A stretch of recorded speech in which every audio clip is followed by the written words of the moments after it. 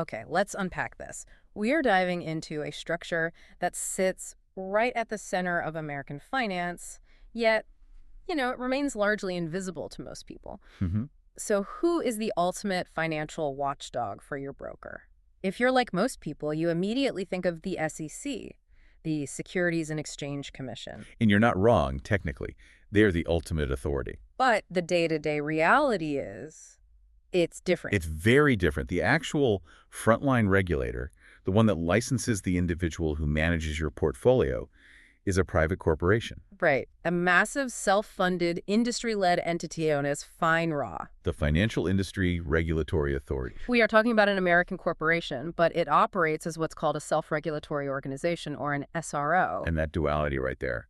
Private industry setting and policing its own rules, but under federal supervision, that's the core tension of this entire deep dive. Absolutely. It is essential context for anyone who invests in the U.S. markets. Its official mission, what's printed on the letterhead, is pretty clear. To protect investors by making sure the securities industry operates fairly and honestly. But the unique thing, and the controversial thing, is that FINRA is funded by the very firms it regulates. It's the fox guarding the henhouse, but a fox that has the SEC watching it from a distance. So our mission today is to give you the comprehensive shortcut to decoding FINRA. We're going to trace its surprisingly deep and contentious history, detail its enormous scale because the numbers are just staggering. They really are. And we'll explore the essential public tools like BrokerCheck that you really need to be using. And then we'll analyze the critical yet fiercely contested system of mandatory arbitration. Right. This is the invisible regulator that ultimately dictates the career and compliance of nearly every registered representative in the country. And, frankly, understanding its rules and structure is vital to protecting yourself. Let's get started. So FINRA itself, the name, is relatively young. It was officially formed back in July 2007, right? That's right. After getting the final SEC approval on July 26th of that year. But its influence is, it's much older. It's rooted in the foundational laws of the 1930s. So it wasn't created out of thin air. No, not at all. It was a strategic consolidation, a merger, really. It took the two most powerful regulatory arms of the time, the National Association of Securities Dealers, Inc., the NASD. The NASD, yeah, I've heard of that. Right. And it combined it with the entire member regulation, enforcement, and arbitration operations of the New York Stock Exchange. So it was like creating one singular unified regulatory behemoth. Exactly. The goal was efficiency, standardization, bringing two massive, sometimes redundant systems under one roof. And to really get the weight of the NASD, we have to go back even further. We do. To appreciate the power it carried, you have to look back to the origins of market self-regulation in the U.S. The ISD traces its roots back to September 3rd, 1936. Okay. Back then, it was called the Investment Bankers Conference, Inc., but the real legal muscle, that came 3 years later. It formally registered as the National Association of Securities Dealers on August 7th, 1939. And this isn't just like a historical footnote. This is important. Very important. That registration was authorized under the groundbreaking Maloney Act amendments to the Securities Exchange Act of 1934. The Maloney Act, that's the foundational legal pillar for all of this, right? For self-regulation. It is. It was passed in the shadow of the Great Depression, the '29 market crash. Confidence in the financial system was at an all-time low, and regulators realized the government just couldn't police every single transaction. So the Act essentially created a legal mechanism for a National Securities Association, an SRO, to supervise its own members. But, and this is the key part, with the federal government, the SEC, acting as the ultimate oversight authority. It was a compromise. A compromise to leverage industry expertise while trying to maintain public accountability. That's the compromise right there. And it's critical because it explains why FINRA, a private company, has such immense public authority today. Yeah. That power was delegated to it by Congress. The industry essentially said, let us police ourselves because we understand the market best. And the government agreed, but only if the SEC kept veto power over their rules. Okay, here's where it gets really interesting. This connects this whole regulatory history to a commercial success story everyone knows. Mm-hmm. The NASD, FINRA's direct predecessor, actually founded one of the most famous stock markets in the world, NASDAQ. That link is incredible. It really demonstrates FINRA's deep industrial roots and just how ambitious the NASD was. In 1971, they launched the National Association of Securities Dealers Automated Quotation Stock Market. It was revolutionary. It moved trading from, paper tickets and people shouting on a floor to a modern computerized system. It totally transformed how over-the-counter stocks were traded. It really paved the way for the electronic markets we all use today. And even though NASDQ eventually merged and evolved on its own. Right. It merged with Amex in '98, became independent. But the NASD only completely sold its remaining ownership in 2006. Just 1 year before FINRA was formally created. The narrative there is just so powerful. The same organization responsible for regulating broker behavior also created the platform for them to execute trades. It just perfectly underscores that tension between commercial interest and regulatory duty. Okay, let's jump forward because this whole structure, this private entity with quasi-governmental power, is constantly being tested. Constantly. And FINRA's authority was fiercely challenged and ultimately upheld in June of 2025. That's right. The U.S. Supreme Court declined to hear a challenge, arguing that FINRA itself was unconstitutional. Why? Because it wasn't a governmental body. Exactly. The challenge came after FINRA issued a big 2019 judgment against a broker-dealer for alleged client theft. And the Supreme Court's denial, that's basically a rubber stamp for FINRA's power. It reaffirmed its legal standing. It did.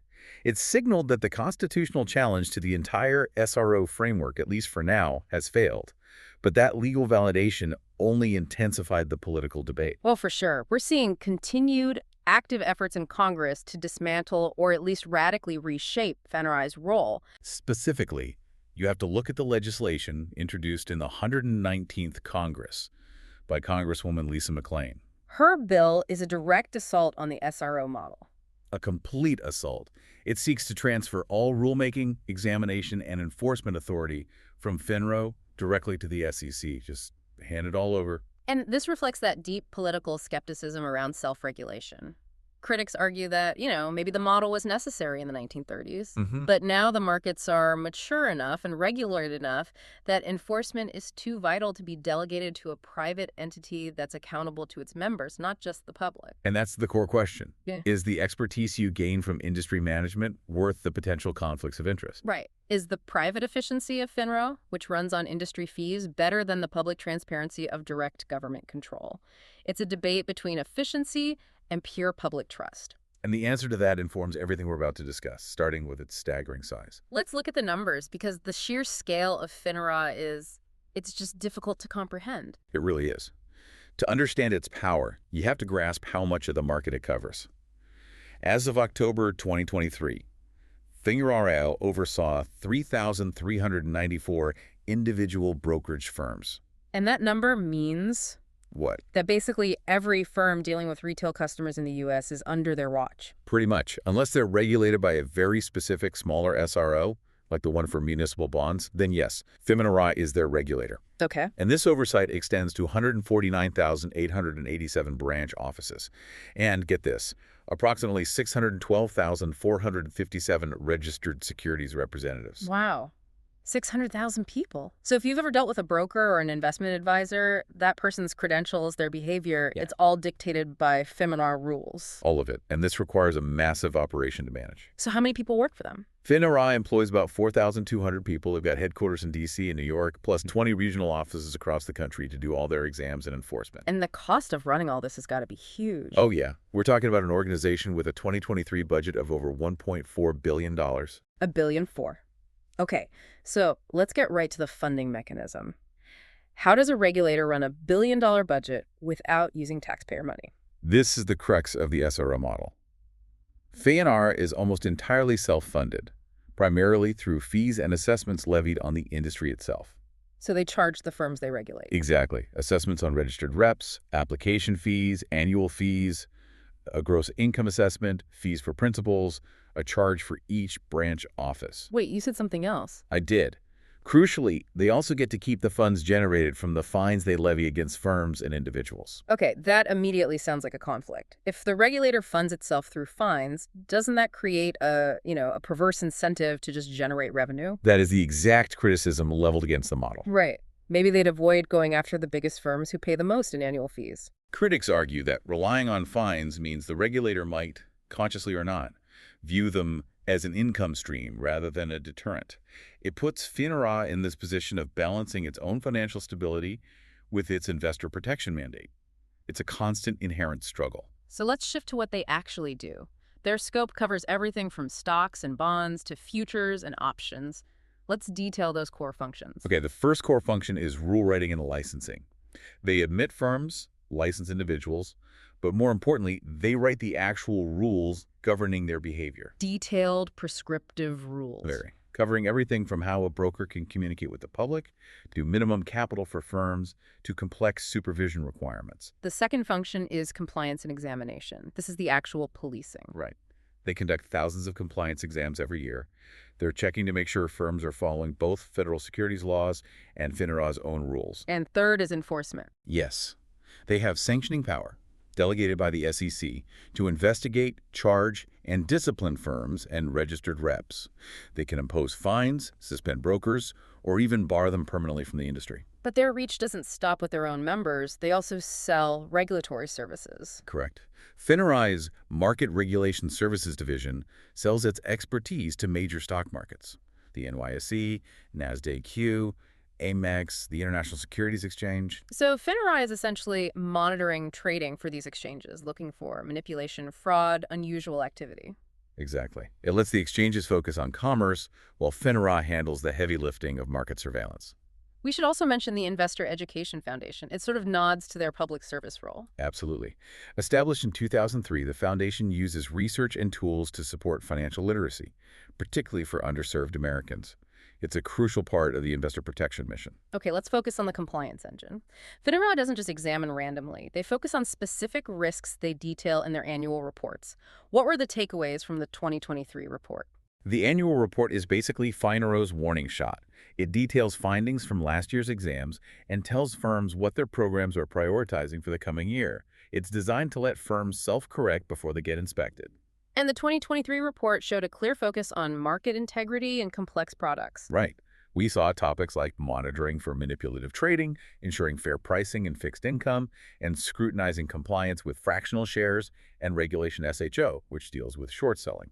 They also hit hard on internal firm infrastructure, financial crimes, cybersecurity defenses. Well, given the high-profile data breaches we see, FINRA is pushing firms to improve digital resilience.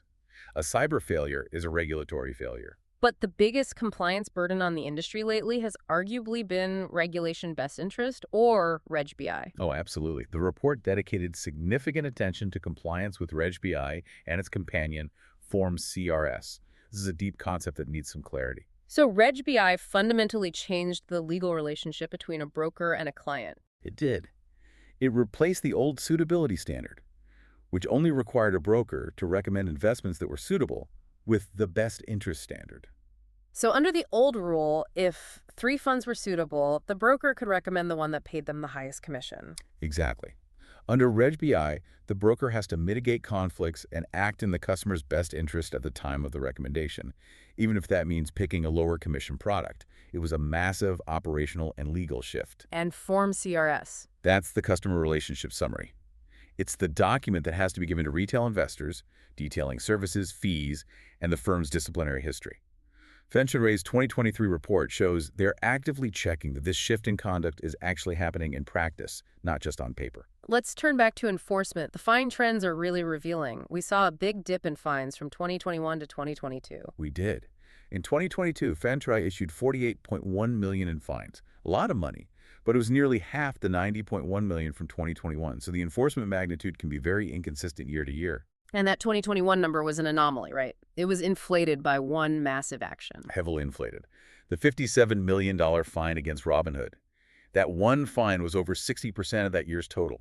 If you take that out, the overall penalties show a clear reduction. And this pattern isn't new. Analysts have tracked this stuff before. Right. Going back to the pre-FINRA era in 2005 and 2006, studies noted a marked drop in supersized fines, penalties over $1 million. And that study showed those major actions dropped from 35 down to 19 in just 1 year. The analysis then suggested regulators might be retrenching their efforts, focusing on routine compliance instead of boundary-pushing enforcement. When you see such dramatic swings, it raises a question. Is FINRA prioritizing broad, consistent compliance checks, or are they waiting for a few massive public failures like Robinhood to justify their enforcement efforts? For the investor, consistency is what builds confidence. And the trends suggest that consistency can be hard to achieve in a revenue-dependent SRO model. So, If FINRA is this massive, powerful police force, how does the public know if it's doing its job? Or if a particular broker is trustworthy? That accountability question leads us directly to the Central Registration Depository, the CRD, and the public tool that pulls from it, BrokerCheck. The CRD, that's the core utility. It is. It's not just a file. It's the single massive electronic database that FINRA maintains for all state regulators. It's the single source of truth for the entire U.S. securities industry. So it prevents so-called rogue brokers from just moving from state to state without disclosing their history. Exactly. FINRA is the central hub, ensuring every state has immediate access to the same disciplinary data. And BrokerCheck is the public-facing website that pulls from the CRD. This is the need-to-know tool for you, the investor. It really is. It lets you check the background and experience of any licensed broker, advisor, or firm before you commit your money. Let's get specific. What does a BrokerCheck report on an individual broker actually show you? For an individual, you get the basics, credentials, licenses, proof of past exams like the Series 7. But crucially, you get a full 10 years of employment history. So you can track where they've worked? You can track their professional migration. But the section everyone jumps to is the disclosure section. This is the heart of accountability. And this is where you see the red flags. This is where you see customer disputes settled, withdrawn, or arbitrated disciplinary events like fines or suspensions, and certain criminal or financial matters like bankruptcies or tax liens. The broker also gets to add their own comments to provide context. And for firms, the details are just as important. For a firm, the report confirms their history, ownership, that kind of thing. The disclosure section shows major arbitration awards against the firm, formal disciplinary events. But it's important to note some items might be unresolved allegations, not proven violations. The point is transparency, even if a case is still open. Okay, a key question. What if someone retires or leaves the industry? How long does this public record follow them? FINRA has a specific data retention rule for this. Generally, if someone is out of the industry for 10 years, they disappear from the public BrokerCheck system. But there are exceptions for serious misconduct. Very specific, serious exceptions. An individual stays in the system indefinitely if they were, say, barred or suspended, convicted of certain serious crimes, or found to have violated investment-related statutes in a civil court. What about for customer disputes? That's the most relevant exception. They stay in the system if they were named in an arbitration or lawsuit alleging a sales practice violation that resulted in an award against them. Those are the red flags FINRA says must never be erased. This data is so comprehensive, it's become the foundational data set for academics and journalists studying misconduct. Absolutely. The data is priceless. There was a 2016 paper from the University of Chicago and University of Minnesota that used BrokerCheck data to find that 7% of advisors industry-wide had been disciplined for misconduct. 7 out of every 100, that's a stunning number. It is. And it defines the scope of the problem FINRA is supposed to address. Then in 2017, a Reuters analysis found that a disproportionately high percentage of brokers with multiple disclosures worked at just 48 specific firms. So misconduct isn't random, it clusters. Exactly. And while FINRA has an internal unit to track these high-risk firms, they don't publicly name them. They leave it up to the public to piece that together using BrokerCheck. Which brings us to the most volatile controversy around BrokerCheck, expungement, the process where brokers can get negative disclosures wiped from their public record. The controversy comes from how easy it used to be. Before 2023, academic studies show that FINRA was approving an astonishing 84% of expungement requests. 84%, that's insane. 4 out of 5 brokers who tried to clear their record got it done. It suggests the system was operating more like a rubber stamp for the industry than a safeguard for the investor. It was a clear failure of accountability. And it grew political attention. It did. Senator Elizabeth Warren, among others, publicly called for reform in 2019, arguing that such a high approval rate meant FINRA was failing to protect critical information for investors. So the regulator responded. The 2023 rule amendments made the process demonstrably stricter. These new rules are a major overhaul. First, and most critically, expungement cases must now be decided unanimously by a 3-member panel of public arbitrators. No more single arbitrator making the call. Right. And no industry arbitrators on that panel. Unanimity from 3 public members is a massive new barrier. Second, those arbitrators now need enhanced expungement training. To make sure they understand the gravity of what they're doing. Exactly. Third, they tackled what are called straight-in requests. Those now have to be filed within 2 years of a customer case closing, so brokers can't wait years for the customer to forget the details. And finally, they mandated earlier notification of customers and state regulators. Why is that state regulator part so critical? Because state regulators are often the fiercest advocates for customer protection. They can now show up in the hearing and argue against the expungement. It brings an adversarial perspective to a process that critics said was far too friendly. Okay, now we come to the most legally complex and really consequential aspect of FINRA's operations. It's dispute resolution forum, which governs arbitration. Right.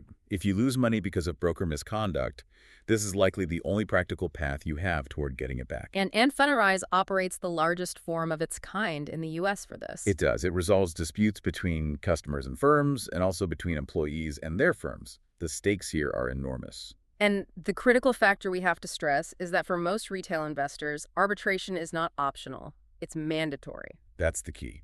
Virtually all standard agreements you sign to open a brokerage account include mandatory arbitration clauses. And by signing that agreement, you are waiving your constitutional right to a trial in a court of law. No jury. Exactly. And this system has been solidified by several key Supreme Court rulings that upheld the enforceability of these clauses. This goes back decades. In 1987, there was Shearson American Express v. McMahon. Right. That upheld mandatory arbitration for disputes under the Securities Exchange Act of '34.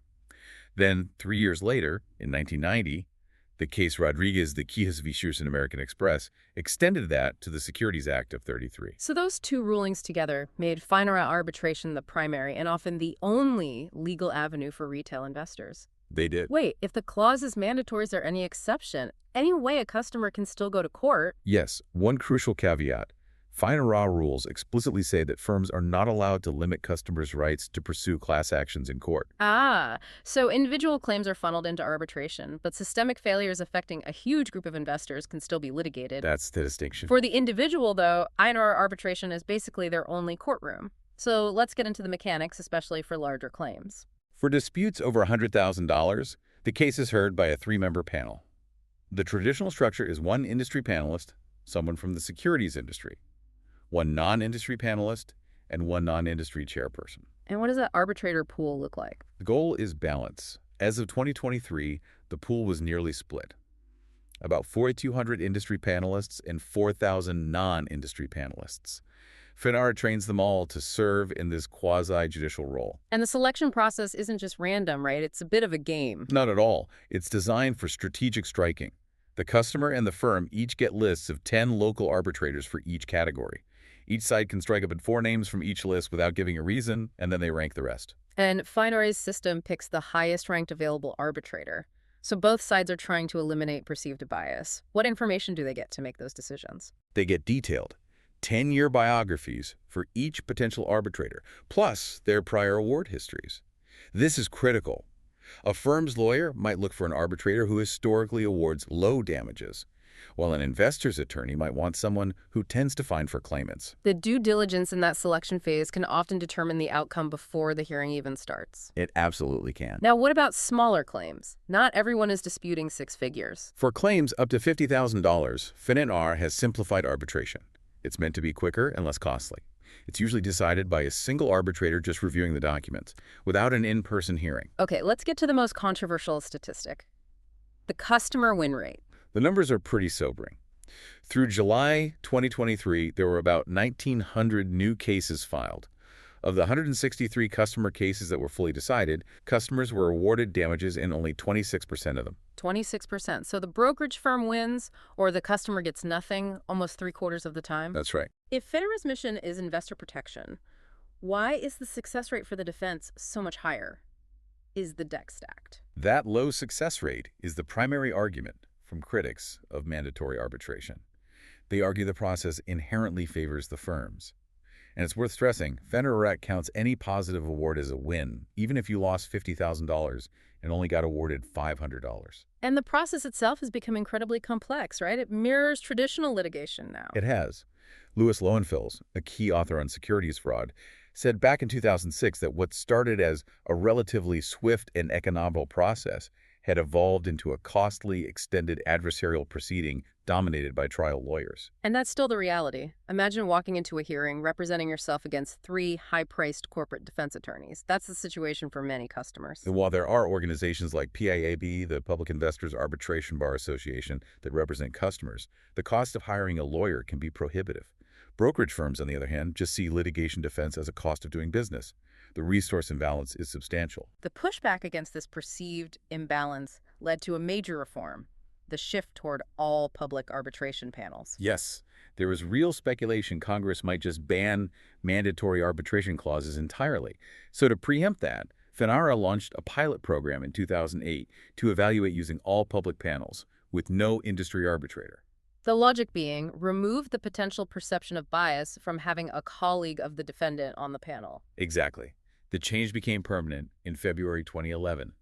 FINRA said the goal was to increase public confidence by giving customers the option to request an all-public panel. But there's a serious counter-argument to getting rid of industry arbitrators entirely. There is, and it's based on expertise. Some argue industry arbitrators are vital because they provide specific industry knowledge and past experience to explain some of the complexities. Right. These disputes can involve really complex products or trading strategies that a public arbitrator might not fully grasp. It becomes the ultimate structural question then.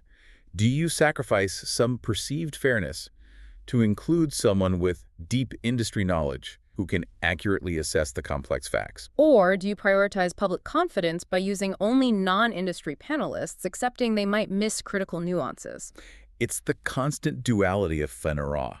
Leveraging industry expertise to police the market, but battling the appearance of self-interest when it comes to resolving disputes. So what we've decoded today is this massive, complex reality of FINRA. A self-funded, industry-led entity that writes the rules, polices its members, and then provides the only available courtroom for the vast majority of retail investors. An entity that manages nearly all licensing and enforcement with authority that was just affirmed by the Supreme Court in 2025.